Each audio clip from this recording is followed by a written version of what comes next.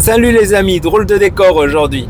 Je suis dans mon fourgon en compagnie de Silmara qui conduit à côté de moi et on part pour 2 semaines de prospection en Norvège.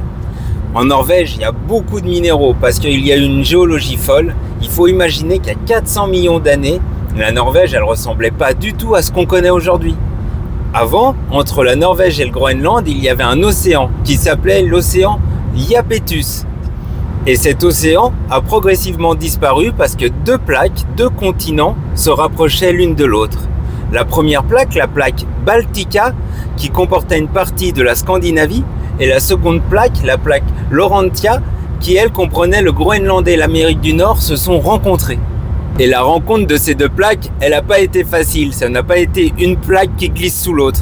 Ça n'a pas marché et les plaques se sont comprimées, plissées, elles ont chauffé.